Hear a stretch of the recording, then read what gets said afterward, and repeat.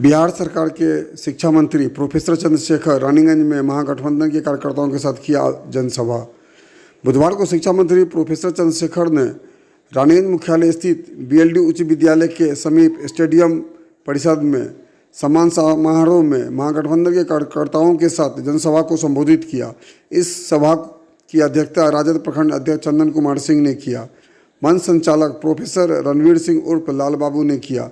जनसभा को संबोधित करते हुए अधिकांश वक्ताओं ने मंत्री से भ्रष्टाचार पर लगाम लगाने की मांग किया। साथ ही शिक्षा के क्षेत्र में हो रही अनियमितता सहित पढ़ाई, दवाई, सिंचाई, कमाई का वादा जो उप मुख्यमंत्री तेजस्वी यादव के द्वारा किया गया उसे पूरा करने की मांग किया। वहीं कार्यक्रम की सफलता के लिए प्रशासन के तरफ से चुस्त दुरुस्त व्यवस्था के लिए एसडीपीओ पुष्कर कुमार, थाना अध्यक्ष कौशल कुमार सहित पुलिस बल तैनात थे।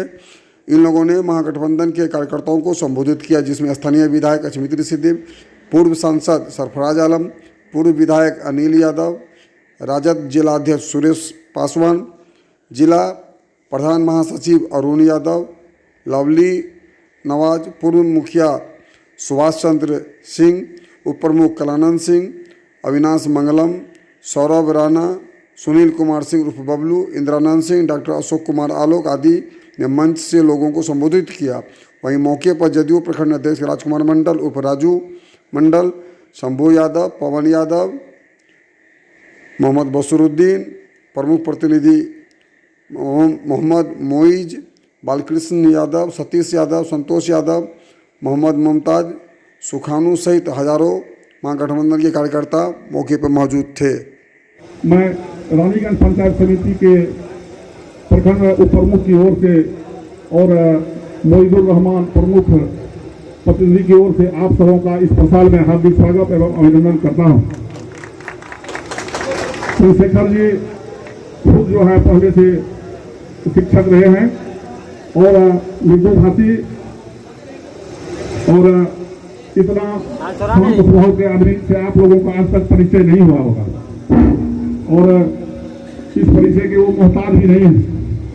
हम लोगों के स्थानीय विधायक जो रानीगंज में अभी अतिथि श्रीदेव जी हैं, उनका और उनके द्वारा जो विकास कार्य रानीगंज में किया गया है इसको कोई नहीं भुला सकता है। पूर्व में जो विधायक थे और जो महागठबंधन की सरकार इसके पहले थी, उसके बाद जो जेडीयू सरकार थी, उसके पहले की सरकार में मात्र जो है रानीगंज में आपको 85 किलोमीटर रोड था, लेकिन आज इनके समय में लगभग हमको लगता है कि रानीगंज में चप्पा लगभग 700 किलोमीटर से ज़्यादा जो है लगभग रोड बन चुका है। कई पुल पुलियों का निर्माण कराया गया है और स्वच्छ शासन दिए हैं। और इस प्रसार में उपस्थित सभी बंधु मीडियाकर्मी के जो यहाँ पर उपस्थित है, मैं उनका भी आभार प्रकट करता हूँ और स्थानीय प्रशासन, पुलिस प्रशासन सबका आभार प्रकट करता हूँ। पुरस्कार हमारे माने एक त्योहार था, विद्युत धन पानी का एक फुहार था। चलते थे हमरा ही बनकर पहुंचे एक दरिया किनारे, जहां हम बैठे रही उधर डाकुओं का डेरा था, भाई ने हमको घेरा था, राह भटक के बेचा रही भारतीय भाषा का पंछी, न जाने किस मोड़ से जी रहा हूँ जोश में, वहाँ गठबंधन लेकर के जी रहा हूँ होश में। जो हमारे जिला में हर विभाग में कूट कूट के भरा हुआ। एक समय था कि बिल्कुल स्वच्छ प्रशासन था और मैं पुनः देखना चाहता हूं कि आप आए हैं, आप अपनी छवि को बिखेरेंगे और प्रथम काम आप इस जिले से भ्रष्टाचार मिटाने का काम करेंगे।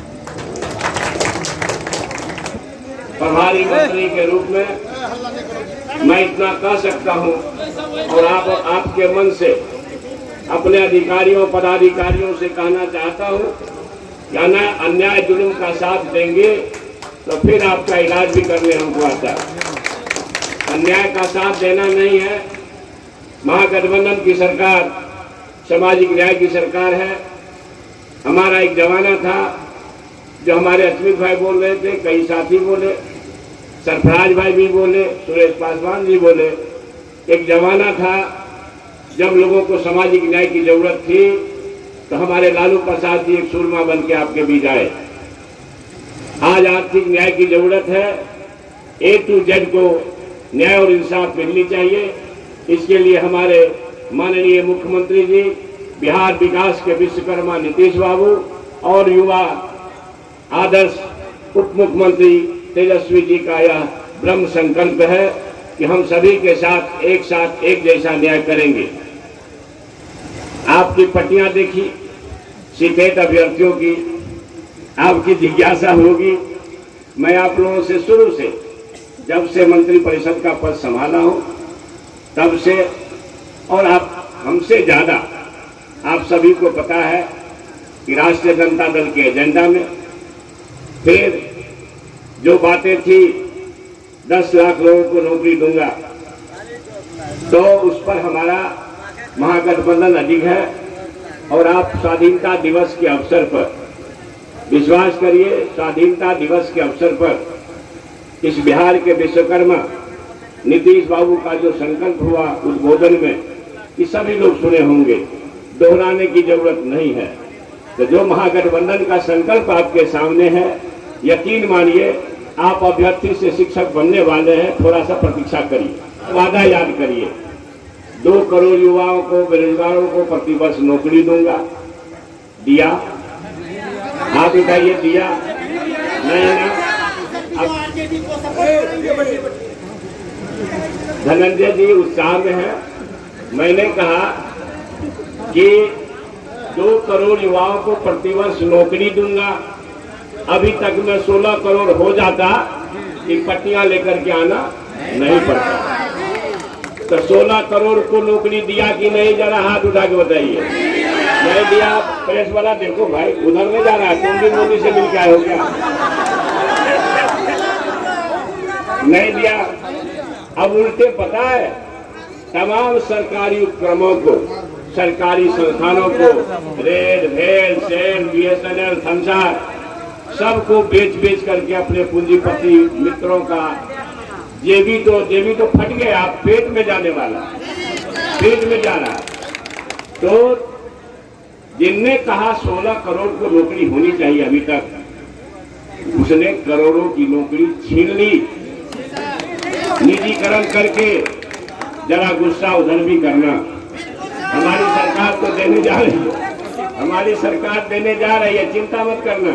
झूठ की खेती सब दिन नहीं चलती। और आज तक एक उदाहरण बता दीजिए आप कि नीतीश बाबू कहे हो और न किए हो। मेरी चुनौती है, कोई बात नीतीश बाबू अगर संकल्प से कहते हैं तो वो करते करते जरूर है। इसलिए संदेह मत करिएगा, जुमलेबाजों पर जो करना हो करिएगा। क्योंकि मैंने क्या कहा, झूठ की खेती कितना दिन चलेगी? आपके सामने तो आना सबको है ना। तब है कि 8 साल में कुछ नहीं दिया, 8वें दिन में आप लोग सब कुछ चाहते। तो मेरा विनम्र अनुरोध है आप सभी से, अधैर्य मत होइए। आपको समय से पहले ही सब कुछ मिलने वाला, आपको समय से पहले मिलने वाला। हमारे देश के चौकीदार ने कहा कि 2022 तक हर किसानों को उसके लागत का दुगुनी दूंगा। आया किसान भाई? आया? जरा एक बार हाथ उठा के बोलिए तो सही। नहीं आया? आने वाला है। अब 2022 भी जाने वाला है। अब इनको भी जाने का इंतजाम करना चाहिए कि नहीं करना चाहिए? ठीक है। उसके बाद कहा 56 इंच का छाती है भैया, 56 का, 55 भी नहीं कहता, 56 का है।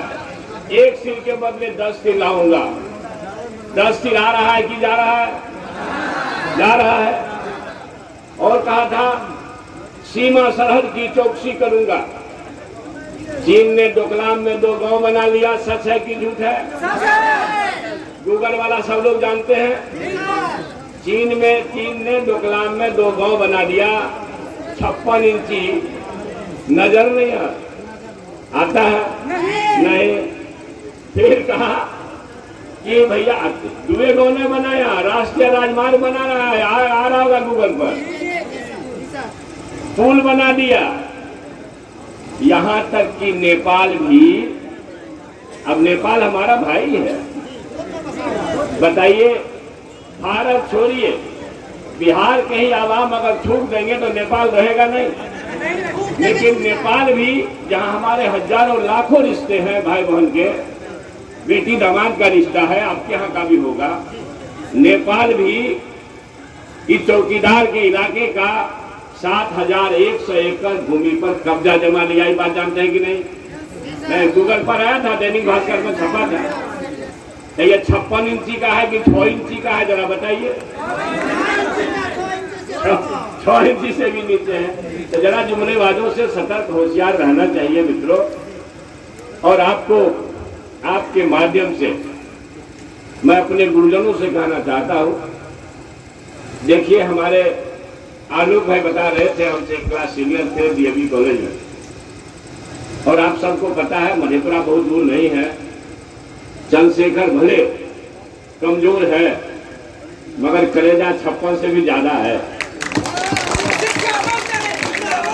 मैं उस संस्कार में पला हूं जो अम्बेडकर का संस्कार होता है, महात्मा फूले पेरियार का संस्कार होता है, जो जननायक कर्पूरी ठाकुर और डॉक्टर लोहिया का संस्कार होता है, जो भूपेंद्र बाबू और हमारे नवल किशोर भारती का संस्कार होता है। उस संस्कार में पल करके हम बदजुबानी नहीं कर सकते। मैं इतनी बात जरूर कहते हैं साथियों, अररिया के महान, धरती के महान लोगों, कि चंद्रशेखर को प्रभु परमात्मा मालिक ने इतना बड़ा कलेजा दिया है कि शेर के जबड़े में हाथ देकर के असली निकालने का ज्ञान है। आप सबको पता है, बड़ा बड़ा बड़ा आप सबको पता होगा, आप सबको पता है, बड़ा बड़ा पहलवान भी जमानत गवा के उधर से आ गया। पता है कि नहीं, कहना पड़ेगा। सब लोग जान गए, हाथ उठा के बताइए, जान गए? ठीक है, धन्यवाद। तो मेरा ये कहना है कि चाहे चोरी हो, बेईमानी हो, भ्रष्टाचार हो, जहां इंसाफ मरेगा, चंद्रशेखर का मोबाइल 12 बजे रात में भी खुलता है। जहां इंसाफ मरेगा, मैं पूरे बिहार की चौकसी चाहे न कर सकूं, मगर मधेपुरा और अररिया की चौकसी करने का ज्ञान हमको है। इसलिए पुनः सभी अधिकारियों से कहना चाहता हूं, पदाधिकारियों से, और जो चौथे स्तंभ है हमारे मीडिया के लोगों, प्रिंट मीडिया और इलेक्ट्रॉनिक मीडिया के लोगों, आप भी चौथा स्तंभ है, नजर रखिएगा।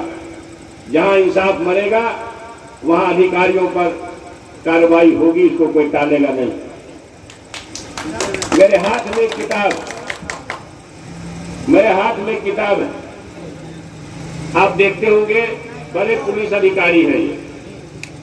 इनके बारे में बता देता हूं, किताब का नाम आप लोग पढ़ रहे होंगे, pursuit of law and order.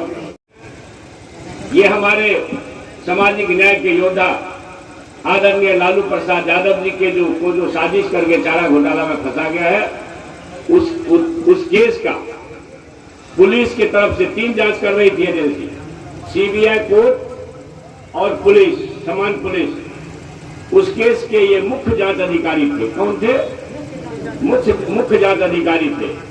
इन्होंने किताब लिखा pursuit of law and order. इसके 26वें अध्याय में लिखा हुआ the CBI versus Lalu Prasad. क्या लिखा हुआ है? और आपका जो गूगल है उस पर आप प्रिंट करिएगा या बोलिएगा, बोल करके भी निकलता है pursuit of law and order in Hindi. तो हिंदी में निकलेगा, फिर उसको पढ़िएगा। लालू यादव षड्यंत्र के शिकार हुए हैं कि लालू यादव को चोर बनाया गया है कि लालू यादव ने चारा खाया है, ये सत्य आपको मालूम हो, इसलिए इस किताब को साथ लेके चलता हूं। वरना गूगल पर सबके है, थोड़ा भरोसा होगा कि किताब में लिखी बात, वो भी मुख्य जांच अधिकारी थे, इन्होंने लिखा, मैं बोलूंगा, एक जानकारी दिया आपको। मित्रों, आप हम सभी का क्या उद्देश्य है? मेरा घर ताकतवर हो, घर ताकतवर होगा तो समाज परिवार ताकतवर होगा, परिवार ताकतवर होगा तो समाज ताकतवर होगा, समाज ताकतवर होगा तो गांव ताकतवर होगा, गांव ताकतवर होगा तो पंचायत ताकतवर होगा, पंचायत ताकतवर होगा तो प्रखंड ताकतवर होगा, प्रखंड ताकतवर होगा तो जिला ताकतवर होगा, जिला ताकतवर होगा तो प्रदेश ताकतवर होगा, प्रदेश ताकतवर होगा तो देश ताकतवर होगा। ये बात समझते हैं सब? किसी को कमजोर करके देश मजबूत किया जा सकता है? नहीं ना। तो देखिए, जब देश को ताकतवर बनाना है तो सभी को मिलजुल के रहना है कि नहीं? तो आपको बता देते हैं, सभी जी को मिलजुल के रहना है। इसलिए हमारे नेता उप मुख्यमंत्री तेजस्वी बाबू और मोदी के पेट का पानी डुलाने वाला राज्य के विश्वकर्मा नीतीश बाबू का संकल्प है कि सबको मिलजुल के रहो, समाज बनेगा तो देश बनेगा। और मैं पक्का यकीन दिलाता हूं, आज तक नीतीश बाबू फेल नहीं किए, फेल किए हैं, लगातार में लोग देख रहा है। इसलिए 2024 में नीतीश बाबू के नेतृत्व में जुमलेबाज जो चमत्कार देखेगा देश। जुमलेबाजों को कहना चाहता हूं, 7 समुद्र नहीं 14 समुद्र पार जाना पड़ेगा तुमको। अंग्रेज नमक पर टैक्स लगाया था तो 7 समुद्र पार गया था। ये नमक से तेल, धनिया, मिर्चा, हल्दी सब पर टैक्स लगाया है, अनाज पानी, तो ये 14 समुद्र पार जाना चाहिए कि नहीं? ठीक है, तो ये देश चमत्कार देखेगा, ये समय की बात है। सिर्फ भरोसे के लिए कहता हूं कि आप सुने होंगे ललन बाबू जो राष्ट्रीय अध्यक्ष हैं जदयू के, उनकी बात को सुने होंगे। ना सुने हैं तो मैं बता देता हूं, गूगल पर देख लीजिएगा, न तो यूट्यूब पर भी होगा। 272 में दिल्ली में सरकार बनती है, ठीक है, 303 बीजेपी के पास है, तो 272 28 3 31 सीट न हुआ। 31 सीट का फर्क है भैया। बिहार ही जोर लगा देगा तो न झारखंड जाना पड़ेगा न उत्तर प्रदेश जाना पड़ेगा। ये बात समझ में आ गई? इसलिए पूरे मुस्तैदी से इसमें साथ रहना है।